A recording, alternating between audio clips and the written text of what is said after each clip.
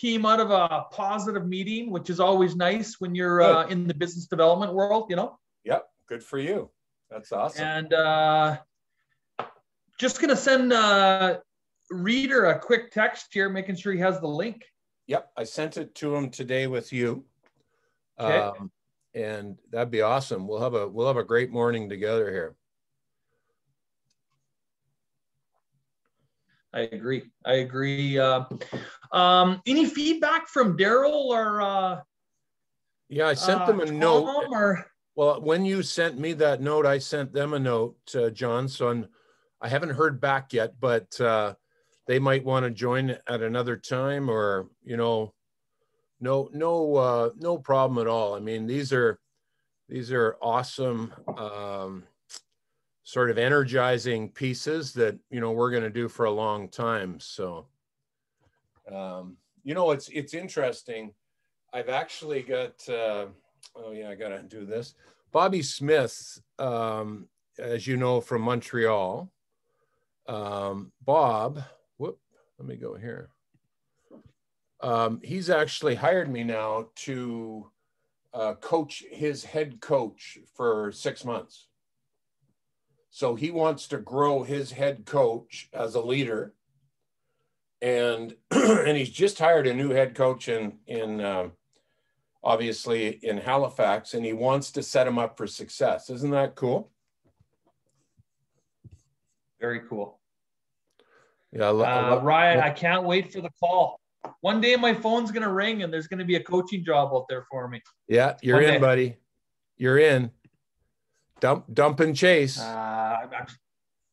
Dump and chase. It's all about the forecheck. And is it ever exciting to see teams evolve? I listened to DJ Smith on the NHL channel there this morning, and they couldn't win a game if their life depended on it at the start of the season. Yeah. And boy, oh boy, the leaders have evolved there.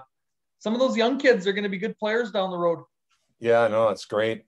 Yeah, it is. It's really cool to see teams come into their own, for sure. I love that. Yeah. John, I'm going to grab one glass of water and I'm back at you. So I'll be right here, and then we're ready to go. Okay.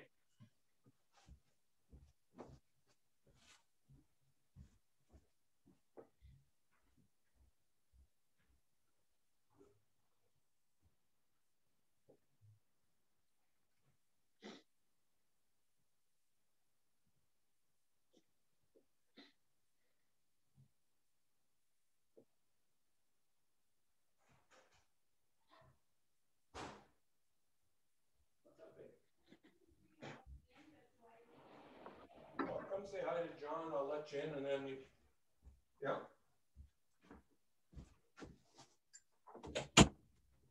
There we go. Jenny wants to come in and say hi. Oh, cool. There, let's see her. You're getting your 9 glasses of water, Coach? I'm working on it, buddy. I'm working on it. Hi, Jenny. Hi, John. How are you? I'm doing good. I'm up here in scenic Grand Prairie today. Nice. And I think I've been there. Have I been there, Ryan? Yes, we've done lots of churches in Grand Prairie. Okay. Yeah. People's Church, I think, right? Yes. Yeah. Not sure why I'm a little bit. Am I a little bit blurry to you guys? You are blurry. What's going on with your camera? I'm just not sure. There we go. I'd rather be blurry. I'm not staying, John. I just came on to say hi. Well, yeah. Looking forward to being able to connect for a lunch or a glass of red wine. My girlfriend, Kathy, has a son that's married, and they live downtown Vancouver. So when we know we're coming your way, yes. Whether we're allowed to meet for a meal or we just go for a walk. Yeah, we can meet outside here for sure. Yeah, that's right. That's right. Yeah, nice. Nice idea. Okay, well, I look forward to it. Well, you guys enjoy. Okay. You want me to stay here, Rye, or you got it all covered now? You look clearer. Yep, good to go. Good to go. Okay, see you later. Okay. Yeah, nice to meet you, Jennifer. Nice to meet you. Yeah. So we'll just wait for Craig here. I sent Keith a note, and he had sent me an email yesterday saying that he was prepared. So, yeah, no problem. Keith will be here. So we're yeah. just 3 minutes in. Yeah. Yeah. So Ryan, next Coach's Corner is going to be May 6th. Dave Hunter's committed to share. Nice. And the theme is honest or nice. Yep. Do you have any suggestions of any young coaches that I might reach out to maybe invite to be a presenter? Well, I think certainly our Ben, keep after him, because I think he would profit from the opportunity. So I can resend you that email if you like, or that text. But let me think about some young coaches too, John. That'd be great, Ryan. He's helping out in Nanaimo, right? Yeah, Ben's in the Nanaimo major midget program, and then minor hockey is doing a lot of training for minor hockey and privately.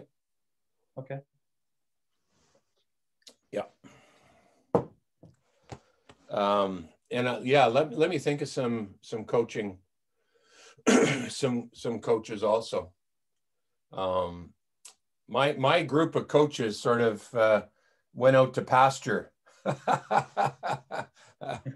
It's funny how your kids are out of minor hockey and you start stop coaching. Yeah. But, Dave left me a voicemail yesterday. I need to call him back today, and it might be a stretch, but I was going to see if Glenn Sather might be able to join. Yeah, it'd be nice. That'd be nice. I'm sure he'd have a few stories to share. Yeah, he'd have great stories, John. That's awesome. Along the way. Yeah, Slats, like we said last time, he did a brilliant job with that team. He understood his team. He didn't give him too much structure, right? And sort of let him go, freed him up, which was really cool. A team like our team with the Canadians in the early 80s, we needed the structure. We had a little less talent. And it's interesting, a guy like Guy Lafleur at the end of his career, didn't like the way that Jacques Lemaire, had so much structure. And, but I felt, of course, the rest of us loved it because it won us games. Yeah. Ryan, are you doing anything with anyone within the Leafs organization, whether ECHL, AHL, NHL? Nope. Not at this point. Got a AHL, NHL young guy I'm coaching with Las Vegas, but no. And then really excited, as I told you, about the coach in Hamilton, because I think that allows me to, to sort of help him, train him how to, sort of grow leaders in his organization in junior hockey. No, that's great. Yeah. One other thought is to have a female share on Coach's Corner. If you think of someone that you coached when you were with the female national team, yeah. I think we're seeing more and more on Sportsnet and other channels where they're being given more of a platform, and let's just keep learning together, right? Yeah, totally. I mean, there's always Haley. She's always busy, but and Jana, trying to think of others that might be in that mode. But yeah, good idea, John. Do you want us to get going and then just sort of wait for Keith, or what? I think we should. I think we should, Ryan, because I need to be out the door probably just a bit after 11. Beautiful. For another one before lunch. So if we can rock and roll, and that'd be awesome. Do it. And what I've done, John, is I'll record this session, so we can always send it to Keith, and he can stay up to date, and then you'll have a recording of it too. Awesome. I'll send that to you. So, as you and I sort of have been talking, I'm going to zip through this pretty quick because you and I know each other. And the 86 Cup is still a great metaphor. We've heard it. You and I have talked about it before, but I want to use it to set up our time together. If you think, John, of 23rd of May, 86, we win. And then, 100 plus days earlier, and 15th of February, we're struggling. And I think the thing I love about the metaphor is that's most of our lives, right? like we're in that place of, we got this thing figured out. We have some good meetings like you had this morning. We're moving forward with good momentum. Or we're in this place where COVID hits, boom, now we got to change. How do we do this, right? Like it's an interesting life we live. And that team, as you know, was very much dysfunctional, very much underperforming in February. And we made no personnel changes, and we ended up, having a real good run when we look at sort of this opportunity to win the Cup on the 23rd of May, 1986. So how do we hang in there? How do we not just, and this has been my big challenge, John, and you're good at challenging people in this area. How do we not just, survive, right? Surviving is not an option, right? We want to thrive. We want to be the top 2% of people that when tough times hit, we're going, okay, I got the flag. Let's go over the hill. Let's keep moving here. And so this idea of resilience is powerful, isn't it? Like, I love the word. Now, Tan says that. So the Google guy writes a book, John, and he says, resilience is our ability to overcome obstacles. I love that idea, but I think you and I want more, right? Dictionary.com says that. So our ability to return, our ability to recover, I'm not sure. In my gut, I'm just not sure that's strong enough.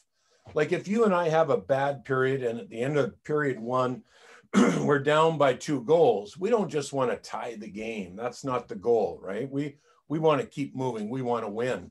So I want you to start to think about language, the language that we use, because, if you think about recover, if you think about overcoming obstacles, if you think about being elastic, those are pieces of language that we use to understand resilience.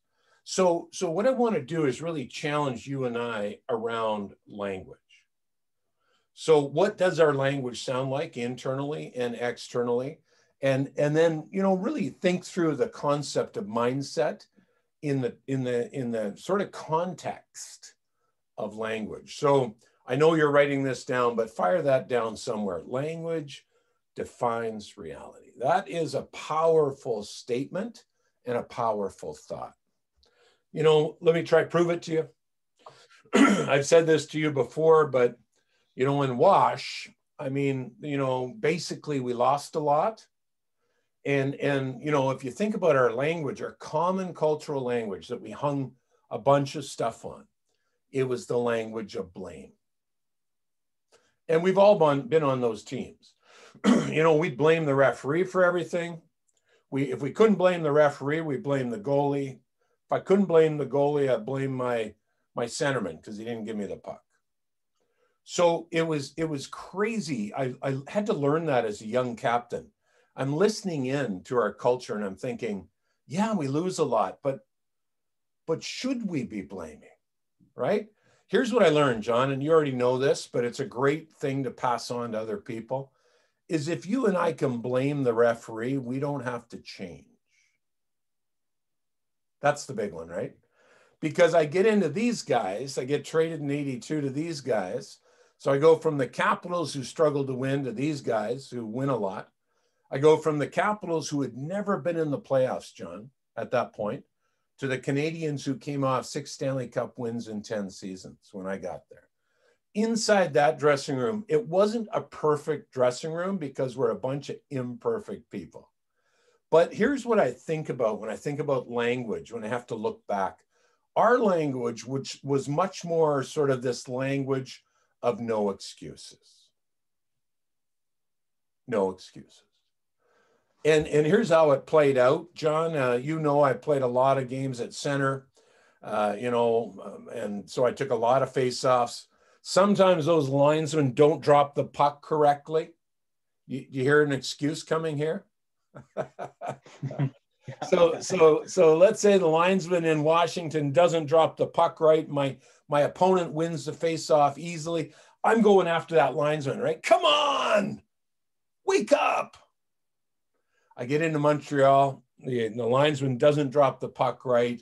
My opponent wins easily. I'm just going to go after the linesman. And my own teammate whacks me in the rear and says, Wally, no. Just win the friggin' face-off. Yeah. That lateral accountability is such a powerful force in team, in business, in life. Agreed? And it comes with something, John, that you and I've talked about a bit, but I'd like to go deeper in our next sessions. It comes with when we really implement what we call emotional permission. I would also add, and you do this well with your clients, that pre-permission is a powerful tool to implement this idea of accountability, okay? Do I have your permission to breathe into your life? Do I have your permission? Pre-permission is a powerful, powerful skill to use. So when I think of language, John, this is why I wanted to set up our time together, right? So those two pieces of language, chicken and egg, right? Did the culture lose a lot because it had that language? Or did the culture have that language because it lost a lot?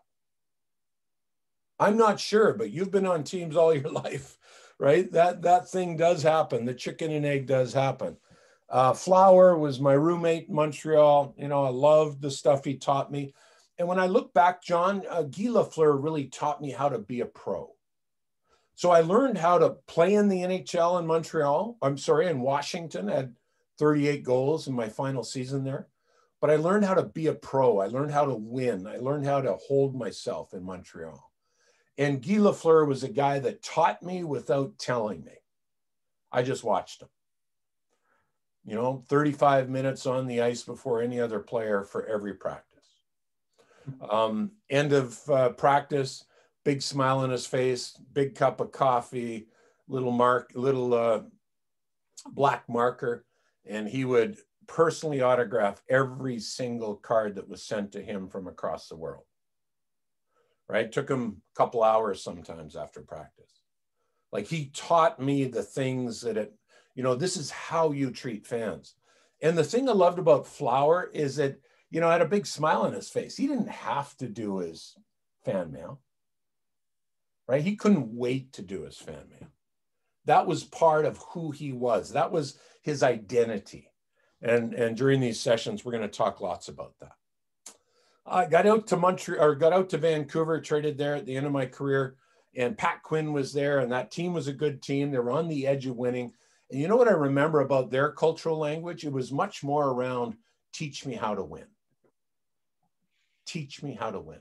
Don't you love those people in your lives? You bump into them and they go, hey, John, show me how you do that, right? Teach me how to win. And so that was an awesome opportunity for me. So language, right? I've told you the story before. Worst trade in NHL history. That was the headline I flew into when I came to Montreal for training camp. And for the next month, I underperformed. Words have power. Thoughts, John? Well, around words have power. When you don't get a win, the worst thoughts enter. Yes. And how are we able to reset and still see something positive where, you wanted it, you wanted that, and you weren't able to achieve. In the game that I'm in right now, it's so focused around price, even though I still think relationships are the most important. But when you don't get what you want, how do you feel? And internally, the language is, well, maybe I'm not good enough. Maybe I did something wrong, and then you internalize it. And personally, I want to learn how to just reset that much quicker. even though probably talking about it doesn't hurt. So the reset is absolutely powerful. And I'll make sure that we get to that in the next 15 minutes. And let's build a process for you and I that's, that will give us a trigger, that will allow us, the 3 R's that we've talked about, we'll go deeper with that. And we'll create that as a reset opportunity for our thinking. And that will allow you and I, John, to not only take action quicker after, being upset or angry or even just disappointed, but it'll actually allow us to, turn this into a future positive instead of a future negative. So I had to learn. And I think the reason I put this headline, John, up here is this is a huge grow up time for me, right? As I look back on my career, I had a lot to learn. And really the cool thing is, my goal with these sessions is just to try to pass on some of this stuff to people so that they don't have to have the long learning curve that I had, right? Let's package it and help people get to the next level. So how does this make any sense in the world of, business, in the world of our lives? There's a great study out, and this is a while back on these people. And, when Jenny and I, 2019, we're in 100 hotel rooms, right? And you're in a lot of hotel rooms. So we, I forgot to thank these people for many years. And every time I see somebody that's, a maid or they're cleaning or whatever, I try to pause and thank them now, right? They do amazing work. Here's the study. So they actually took 2 groups of these hotel maids. I'm going to call them a maid. I'm never quite sure what they are, but they're the hotel cleaners. And they took one group and they over here and they told them nothing.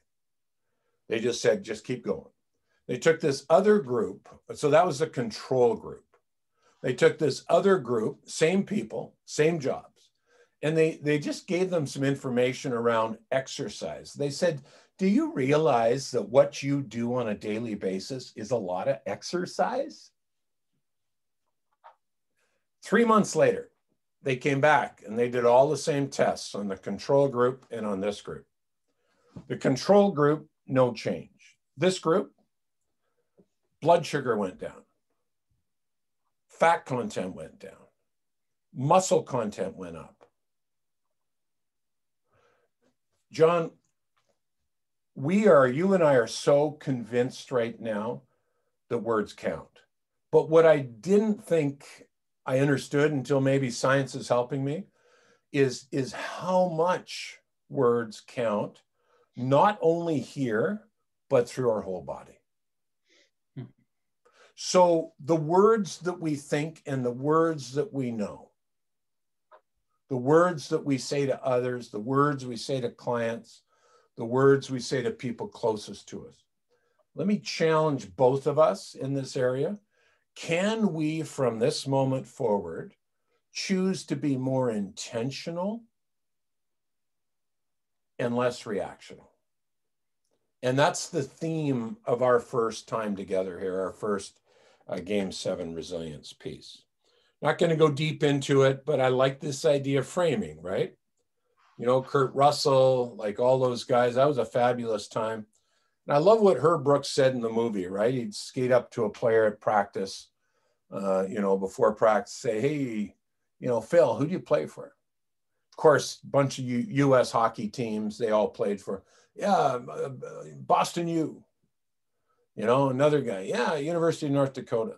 It's a little hokey, but he gets down to, the big blowout skate, and Mike Eruzione turns to Mike. He says, Mike, who do you play for? And Mike finally gets it. And he says, Herb, I play for the United States of America. It's a bit hokey. But I think it's actually pretty powerful in the world that we live in today, right? This is such a polarized world. You play for the Democrats and I play for the Republic. Like it's so polarized. I think that it's an interesting thought when we think of companies, right? Because, a guy like John, you could work for any company in the world. Who do you choose to play for? And where's your energy? And for the time that you're with your company, right? Are you fully in? And here's why I asked that, John, because it's not about them, right? It's about us. It's about our commitment. It's about who we are. And I love that thought. And I think once in a while, it's a good thing for us to sort of say to ourselves and to others, you know, who do you play for? Love that idea. I want you to think about framing as we set this up, John. And during our Thursdays together, you know, really there's two pieces, right? In movies, you know, what do you want more of in the frame? And then what do you want less of? And I think that that's a powerful setup for you and I. So in your life right now, you know, what do you want more of? In your life right now, what's got to get out of your frame? What's holding back your best? That's an interesting thought always. And, you know, it's my job to sort of stir the pot a little bit with us. Also, this is our setup, and then we dive into some mindset stuff, and I will make sure that we hit the 3 R's so that you and I have a process today to actually adjust our thinking when we want to adjust our thinking. But, you know, I really like this idea that, you know, this is the great gift from sport, right? Is that habits, championship habits, deliver championships. We're doing a lot of work in this area, and you've seen some of our work through the short shifts piece on stacking habits. That is such a powerful idea. So you know, the simple thought for me is you know, I'd love you, if you haven't done this yet, John, write down all the great habits you have. You know, brush my teeth, exercise, whatever. Anything that is non-conscious habit, write those down. And then start to stack the things that you want to be a habit on top of that already in place habit. That for me is such a powerful thought. I'll give you an example. I think I used it in short shifts. Jenny and I walk every day. That's a powerful habit now. We don't even think about it. It's a non-negotiable. I think 2 times since the 1st of January, we haven't walked. So every day. And during that time, you know, I listened to books. So 43 books last year on Audible because I'm walking, and I stacked that habit on top of that good habit. And then recently, John, I've got these push-up things, and I carry them around during the walk, and I get my 100 push-ups in 10 at a time during the walk. That's the other habit I've now stacked. So as you go through your day today, I want you to start thinking about the great habits that you've already got in place and the habits that you want to increase in your life and how to stack them. Give you a quick example of the first one for me. Brush my teeth every night. Most of us do. I was struggling to floss my teeth. But I decided on that toothbrush habit that I would stack the flossing habit. And I put the floss, the bag of these little plastic floss pieces, right next to my toothbrush. So I couldn't miss it. I have flossed, John, for about 2 years straight, every night. So I want you to start to think about this idea that championship habits deliver championships in your life. How can we then develop those habits? So here's why I want to talk about this, because it allows us to get on the same page here. So the habits deliver the results, and the habits are non-conscious, and I'm going to call action conscious thought, okay? So actions when we practice them. So let's say you and I are working on our wrist shot. We slow down, we're practicing, we're not in a place of playing the game, but we're taking action. So practiced action, conscious thought, moves to non-conscious thought when we turn it into a habit, and that's what delivers the results of our business. Okay? So I really want you to think through this in the context of your job and of the things that you love to do in life. Okay?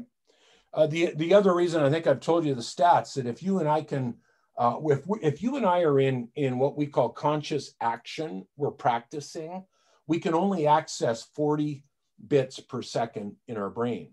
But a guy by the name of Zimmerman found if we can go from practiced action and turn that into a non-conscious habit, we can increase that to nearly 2 million bits per second in our brain. John, that for me is the way of 2021. We must turn as much as possible into that idea of non-conscious habit. Obviously, this is the aha moment for me. And here's how I position it now, is that all behavior, so all action habit that deliver results, gets accelerated, there's the key word, by what we believe and by what we think. So the inner game is the accelerator of the outer behavior. And you know, we talk about this all the time, but you know, you've got a young kid up in, I don't know, Fort McMurray, who's a brilliant, got all the skill in the world, but never plays a game at the highest level. Why? That's always the question. The gap is always why. And we know why, right? Because they didn't have the accelerator in place. They didn't believe they could, or they took on a mindset that continued them focused down a future negative path instead of a future positive path, okay? The beauty for you and I think you're very much like me, if you can't think it, if you can't be cognitive around it, then do it. Isn't it beautiful that God built us this way? If you can't think it, if you're not someone that sits down and reads all the books, then go and do it, and both work. So you can read a book around courage, or you can go out and do something that takes courage, and you're going to prove to your heart you've got courage. So I love this idea, right? Can't believe it, then behave it. Sometimes it's easier to see it this way, and we do a lot of work actually with clients and with sales teams this way. So, you know, the owner of the company says, yeah, I want more revenue. Owners never do that, right? And the cool thing is that if you want more revenue, if you have outcome changes you desire, what do you have to do? Always have to change the process somehow, or you get the same thing, right? So some of us, it's four phone calls per day. Some of us, it's learning to be more in that non-conscious place per day. But you know what I've learned, John? Is sometimes we put processes in place that don't stick. Would you agree with that? Yeah. And so here's what I'm learning. This is a big one for me, is that if the process doesn't stick, always look to the identity. So what are the pieces that we need to actually adjust within the concept of our personal and cultural identity that gives us the chance to actually have the process stick, turn into a habit, and then that delivers the outcome change that we desire. Here's the big one for me though, experiences. Out of the experiences of your lifetime so far, Army, you lead. See, you know what we love about these training sessions? You know what this gives you? This gives you another experience that you can literally take and add to the experiences of your lifetime to grow you as a leader. Out of the experiences of your lifetime so far, you perform. Experience is everything. And it's the one thing, would you agree with me, that is different for every single person. We all have different experiences. So I wanted to share this with you just quick. We've done some of this work, you know, when I was helping with the coaching side, but this one's powerful, and I'm going to give it to you quick here because I think there's some new pieces that I'm learning from this. So obviously, fan player, you and I love that example, right? The fan comes in a different door. The player comes in a different door. The fan has expectations, but the player actually, you know, literally doesn't just have expectations, but makes them happen. So, you know, you've got people in your business, Army, that, you know, that come to work and they put in their hours and they get their paycheck and they go home. okay? Then you've got other people like yourself and others that come into work, you've got purpose, you're fired up, you have the right belief system, the right mindset, and you are a player on the team, okay? So that's the north-south. The east-west is really fun, isn't it? I love this idea of playing soft, playing hard. Isn't that fun? And you know, John, you know what's so fun about it? Even people in Texas that don't like hockey, they get this. Because I always say to executives, okay, what does it mean to play soft? And you know what's crazy? They all know. And then I say, okay, give me a better one. Tell me what it is to play hard. Right? And you know what's cool? They know. So here's what I want to do, John. Let's have just a quick look at preparation and then competition. Because I think these two, I love this idea of calling it more than skill, right? Because these are the accelerators of the talent that we currently have. And I'll give you two stories. First story, down on the bottom here, you're going to see like the 3-3. So obviously, not prepared to really put in much more than pick up a paycheck. And, when I get in the door, like I'm soft, right? Stuff goes wrong, I shrivel. So there's a guy here in the Lower Mainland that I've been coaching, and he's a president of a company that is firmly rooted in tourism. So you can imagine how bad that is for COVID. And he literally had to furlough 900 employees in week 2. That's how bad they knew it was going to hit them. They have a skeleton team in place to resurrect the business in 2022. That's how bad this is for them, okay? And I said to him, okay, so I showed him this concept and I said, give me a 3-3 player. I'm thinking he's going to point to somebody that was furloughed or the janitor. He said, oh, that's easy, Ryan. He said, that's my CEO. Ooh. I'm saying, you're kidding. He said, yeah, that's him. Yeah, since COVID hit, he's gone into a depression. He takes everything personally. He won't make a decision. And he hasn't communicated with me for 3 weeks. John, here's what really surprised me with that story is we all get here, don't we? Okay, so let me just put on the table, because I had to think about this. 1989, we almost win another cup. 1990, I'm one of the old guys on the team, and Pat Burns screams at me, my coach. I thought it was unjustified. I thought he was just trying to, give it to me for no reason. And I would say for the better part of 10 minutes, I hit a 3-3. Right? You know what was in my brain? If you don't care, I don't care. You're going to treat me like that? I'm going to treat you like that. So here's what I really want to say to you, John. I think this is very helpful. I don't want to personalize this. So in other words, they're not a soft player. And I would never say that about a player in hockey or in business or anywhere. They're not a soft player. Here's how I like to see this now. This is at a point in time in our life. So sometimes we can get down to a 3-3, unfortunately. But I would say most of the time, you and I are up in the 8-8, right? The 7-9, 8-8, we're up in that place. And so I want you this week for homework to start to just gauge yourself. Okay, so where am I today, Monday? Where am I today, Friday? Right? I came off a hard sales call, didn't get the deal. Right? Where's my energy? Where's my belief system? Where's my mindset? And what happened to my grit? Where's my compete today?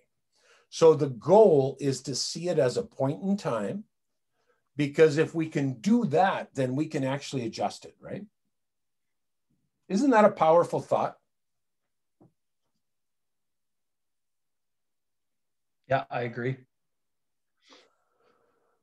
I'm going to leave that with you, and that sets up, over the next 10 minutes here, we're going to hit some I'm going to do I want to do a quick overview of the thinking tendencies model. And then, John, what I want to do is leave you with those 3 R's that you can practice all week from a thinking mechanism type of idea. Beecham said that. Isn't that a good thought? Belief system's everything, isn't it? And you and I have a spiritual belief that runs into this also. Just a powerful piece. And I think I knew this, John, but this is a good reminder, isn't it? That crazy? One of the greatest things that you do, John, is on a daily basis, over the phone, in person, and I know this because I've experienced you over the last, weeks and months, is that you work intentionally to increase the self-image of people. Thank you for doing that, and please continue. Right? This thing is about how do we build each other's self-image. I love that concept. Okay. Let me pop right into the 60, 95, 80. Have you and I done this one before? Not yet, Coach. Nope, not yet. So fire this down, 60, 95, 80, north to south on the left-hand side of a piece of paper. And John, this is a really cool piece from neuroscience. So the average neuroscientist that I read says that on average, as a person, a human being, we have around 60,000 thoughts a day. So some of the books I've read said 75,000 thoughts at the upper end. Some say 17,000 thoughts at the lower end. Well, let's just we're going to land at 60,000 thoughts a day. What is fascinating about neuroscience now is that they're continuously telling us that 95% of those thoughts are automatics. Think about that concept. 95% of the 60,000 thoughts are on automatic. They just happen, right? They're what I like to call non-conscious. And you already know the 80, right? 80% of the 95% of the 60,000 thoughts we have on a daily basis are negative thoughts. They come in, they stay, they get washed out, whatever. And so I think, John, what we do really well, what Jenny and I do really well with people, teams, hockey, companies, whatever, is we our little tiny model allows people to develop personal awareness. That might be the key word for leadership in 2021, and it might be the key to sales improvement in 2021. I saw a stat recently that said that if you want to look at the future brilliance of a company or the future revenue of a company, then look at the personal awareness of the CEO. You see, if they're not personally aware, they won't make changes. They'll treat people the way they need to treat people because that's how they've always treated people. But the minute that they get personally aware, and this is what our system does, then they can actually make changes. So keep that idea in mind, that awareness is really the construct of what we're doing here today. And the model is basically just a visual to allow you to have awareness.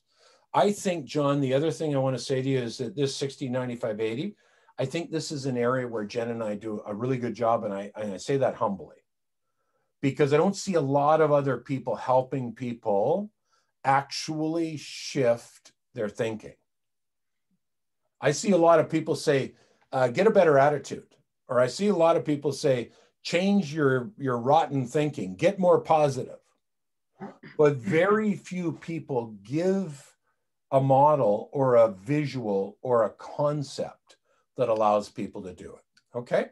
And that's where we want to go right now. The big word, I think you and I have talked about it, but just fire it down again, is metacognition. And I'm pushing you into metacognition for the next 10 minutes, and then we'll finish up. Metacognition, remember the concept, means thinking about thinking. Okay, and when you and I can think about our thinking, and in a future Thursdays, we're gonna focus in on how to coach metacognition in the context of the conversations you have.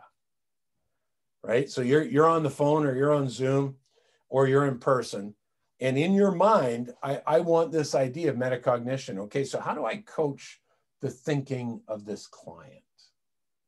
See, that's where it's really powerful from a sales, from a leadership point of view, and we'll get there. This is quick. Okay, you've seen some of this, and I'm just going to go really quick, but it's powerful. So the context of the thinking tendencies model comes from positive thinking in the top goal, negative thinking in the bottom goal, right? Past thinking on the left-hand boards, and future thinking on the right-hand boards. With those two opposites, we create 6 mindsets, and it's so simple, but you're gonna take over here for me. So bottom left, John, past negative thinking. You know this stuff. Give me a descriptor. Thank you, Jenny. What is past negative thinking? Give me some words that describe it.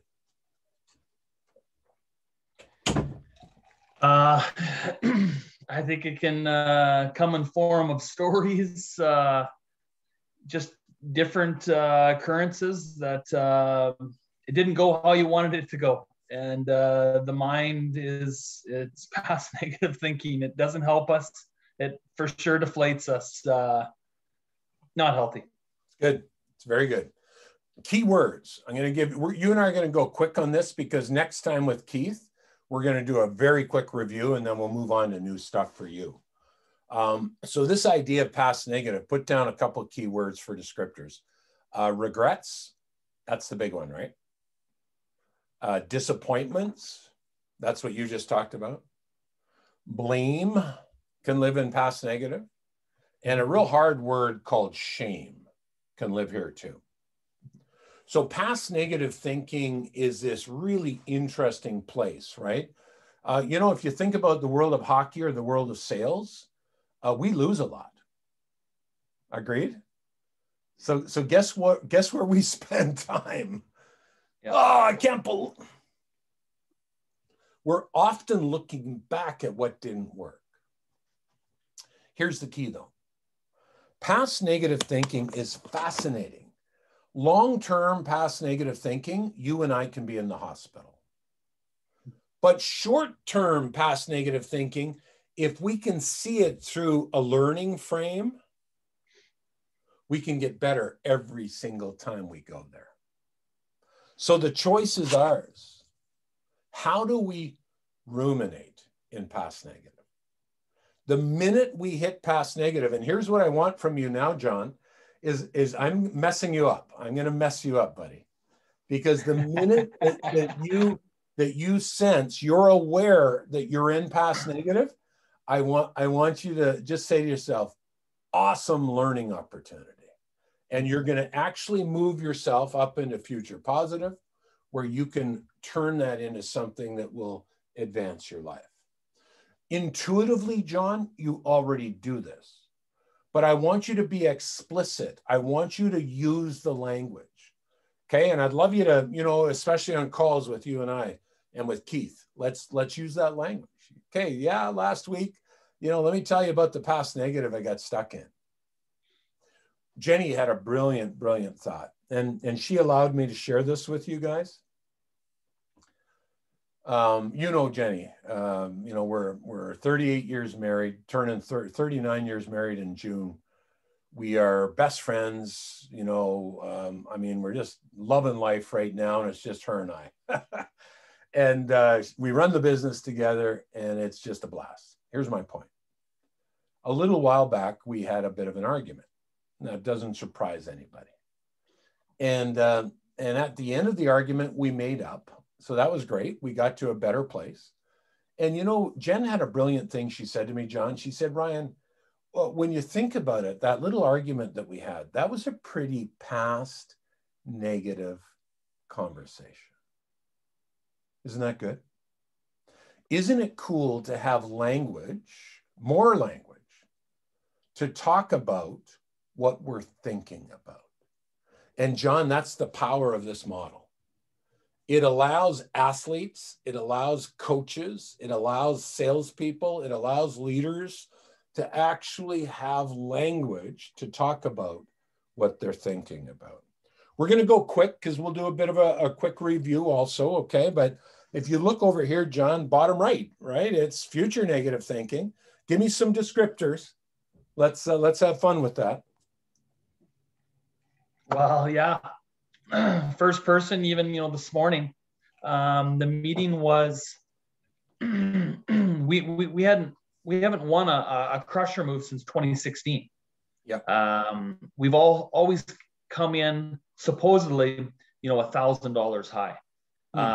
So future negative is, what, I'm making this connection, but what's going to change? The future negative, where we always lose, where it was something that was in my mind for a while. Thankfully, I was able to reset and a little bit of Buckley's in the mouth guard, and the meeting went really well. I think there's going to be some deeper relationship moving forward. But that was a future negative that easily entered my mind just because of the facts, right? Totally. A lot of people say the facts don't lie, not to say the facts can't change. I love that, John. And what we're learning, exactly what you said, is that future negative thinking is where we lose the sale before we get on the phone. Yeah. Future negative is where NHL teams lose the Stanley Cup before they play. Yeah. It's where our teenagers lose the job before they interview. So future negative thinking can be the greatest debilitator of high performance. Now, is future negative thinking all wrong? No. There are times, the higher you grow in the leadership capacity in your building and your company, the more they're going to push you into future negative, because those are called contingency plans, right? Part of our life is we need to get a bit of a look ahead and say, what if this happens? Like, how are we going to plan for that? So future negative is not all negative. If we can see future negative through this idea of growth and this idea of understanding and learning, then we can use future negative to guide positively the direction of our future. But I would say 80-20 rule, 80% of the people in this world today get stuck in future negative and they don't know they're there. Right? And then they wake up one day, John, and they go, why did the boss fire me? But they never go back and really audit their thinking. A guy by the name of Aristotle said this: thoughts are causes. That is the base level we got to get to make this work. Thoughts are causes. If we cannot be intentional around our thinking, we cannot consistently increase our performance. And this is the big grow up time for me at the NHL level. Future negative. So you and I'll go deeper on this, but it is a powerful place. And we want to have a system in place to actually adjust our future negative thinking. Mark Twain said this. Don't you love Mark Twain? If a cat steps on a hot stove, that cat will never step on a hot stove again. The problem is that cat won't step on a cold stove either. How good is that? Do you know where most of your next sales are going to come from, John? You already know this. The other side of the cold stove.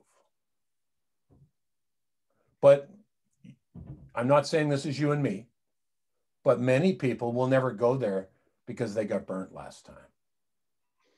See how sales works? And to get over that, right, to see our future negative in the light of creating a future positive is a powerful thought. Now, in the context of conversations, when you have a client in a future negative, and I'll bet that happens a lot. Oh yeah, we don't know what revenue is going to be in 2022, so we can't buy John's product or service right now. Right? So when you have a client in that future negative mode, here's one of my favorite questions now that helps shift energy. So how did that go really well in 2006? right? So in other words, how did that go? Tell me a story around how you actually made that happen in the past. And what you've done is you've just changed the energy of the conversation from there's no way that's going to happen into the future to, yeah, I'll tell you what I did positively in the past. And you know where that takes us, John? You know this, right up to, let me just go here. Sorry about that. I'm going to come back to these. There it is. That takes us right up into past positive thinking. One of the greatest moves in conversation is to take negativity, whether it's past or future negative, and settle in, get people to talk about the past positives of their business, of their life, right? Of everything. Because from a past positive, we change energy, and it allows us then to get to a place where we can create better solutions. So this is a powerful leadership / sales thought as we start to think about shifting the energy of the people that we have on the phone. What's a past positive, John? How do you describe that? Oh, it's a good, there's a good feeling, you know, with, you know, say within our game of low bed and side booms and 470s and 670s, we had a real good win probably 6 months ago with a company called Midwest. We were awarded 100 loads. That's a past positive. You know, that's something where it's like, boy, that 18 different companies bid. Mark's hauling, thank the good Lord, elevated to where we got the PO. That's a past positive. That's brilliant, John. A couple quick things here. Do you journal? I need to more. I do a little bit. Okay. So I'm going to encourage you to grab the pen and the journal again. And I'm just going to, during our times together, our Thursdays together, our 5 Thursdays together, I'm going to really challenge you, and I'm going to be careful of your time. We've got, I'm going to finish in 5 minutes. I'm going to really encourage you to journal. And here's why. It's going to make all this language come alive. I want you to start journaling your past positives. So every deal that was done and amazing and that you got, and next to it, as much as you can, John, get visual. Put a visual of that load. Put a visual of that truck, right? Put a visual of your client. So the idea is in past positive, we want to journal our gratitude. We want to journal what we're thankful for. And it's so beautiful, right? There's such a spiritual connection to that. Then what I want you to do, let me just go here, and I'll bring these back in next time. What I want you to do then is to journal. Where's future here? Going the wrong way. There we go. I want you to journal your future positives. So I want you to start really journaling exactly what you want in life. So I want this in revenue this month. I want this client to say yes. I want to have brilliant relationships. I want, right? And just really layer it in. It's a thing called a reticular activating system in our brain. And it gives us more of what we commit to, and it gives us more of what we focus on. So my big questions to leaders like you across the world is, what are we focused on? Here's the point. If we are focused in future negative, you know what we're going to get more of? That. If we're focused on the fears and the worries and the anxiety of things that might happen in the future, what does our brain feed us? More of that. I'll give you more of that. But when you and I get focused on the stuff we want, you know why people don't have what they want? Here's what I'm learning. They don't know what they want. Right? In Matthew 7:7, what does it say? Ask. Right? Knock. Let's get at it. So I want you to journal gratitude, and I want you to journal your future positives. And then the third thing I'd love you to journal, John, is I want you to carry that journal around for a couple of weeks, and I want you to do your brain dump in the journal. So here's what I am now doing, and I've been journaling a long time. Everything that comes into my mind, I get down in that journal. Then I take it out of the journal and I put it into my iPhone or I put it into my computer. Okay, let's call John Tuesday. But that's in my journal. Here's why. What science is telling us is brain dump, because you want to free up your brain. Your brain doesn't need to hold up there. It can only sort of hold 7 things at a time anyway. One of those doesn't need to be bring milk home for my family, right? We don't need to have a to-do list here. We want to brain dump everything in the journal, and here's the key, because we want to free this up to make better decisions. Free this up to make better decisions, okay? To be more creative, to have clearer thinking. So future negative, and here's really, I've showed you this last time. I'm just going to quickly finish. So those are the 4 outer mindsets, John. And I think that I'm going to skip some of the work we do, and I'll bring it back next time. But I just want to give you this. We talked about it a little bit, but I want to give you this idea of the 3 R's.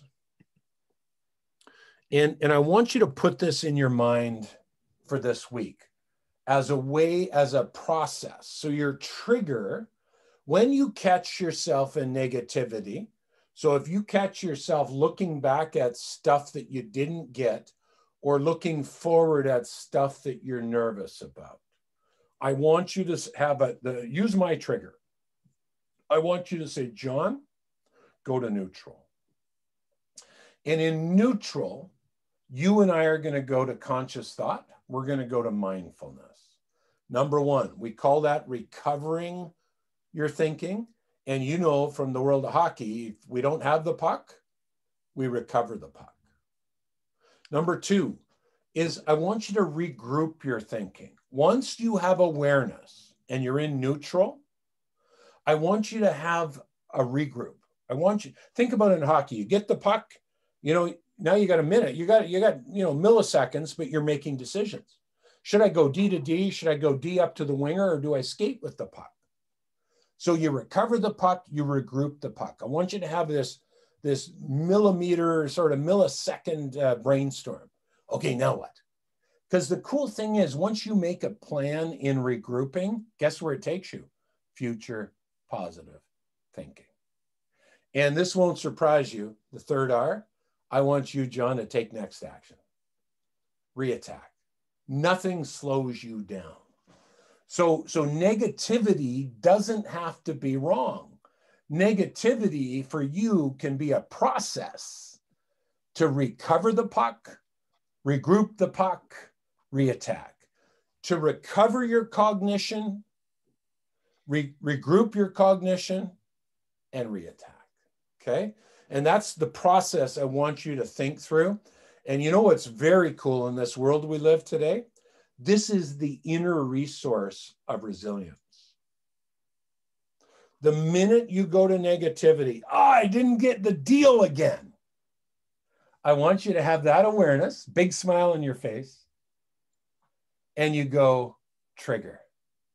Go to neutral, John. You see, you don't have to go to positivity. Isn't that beautiful? You don't have to go from negativity to positivity. That's a jump sometimes. But you and I can live more in neutral. And that way we can make better decisions. And that way we can take the emotion, the negative emotion that distracts us at times, out of our process. Okay? We're done, buddy. I want to be careful of your timing. Do you have one question before we head? That was rich. That was great. Within the course of action, been trying to be aware that much more of how much rest I need.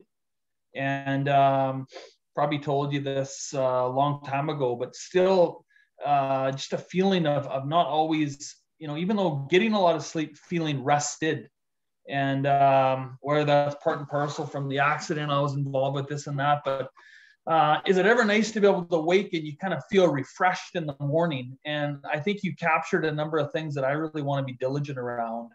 When you talk about freeing up, that's when we feel the best, isn't it? When it's automatic, and lots of action items to review, and I will get a smaller day planner there to start getting back into that game of marking some notes down. Beautiful. I don't know if you're like me. I'll leave you with this. I really like this now. It's called the Rocket Book. And I don't know if you like to take your notes and eventually put them on your computer, but the coolest thing, John, is that this has what's called an erasable pen. And what the Rocket Book comes with an app where you right here, you take your iPhone with the app and you just put it up here, and everything goes into a file on, I like Evernote, so I put it on there. And so for me, this allows me to keep a nice little thin journal, because the cool thing is you take this rag, you wet it, and you wipe it off. So that's, you don't have to do that. I would go and start with something small, but this is one that's really working for me now, because I feel like I'm a little bit more sustainable, number one. Number two is I've got it on my computer where I need to keep everything anyway. Yeah. Awesome, John. Looking forward to next Thursday, and I'll send this out to Keith. You'll get a copy. Okay. And Keith will get a copy, okay? Excellent. See you, buddy. Have a great day, Coach. Yeah. Okay.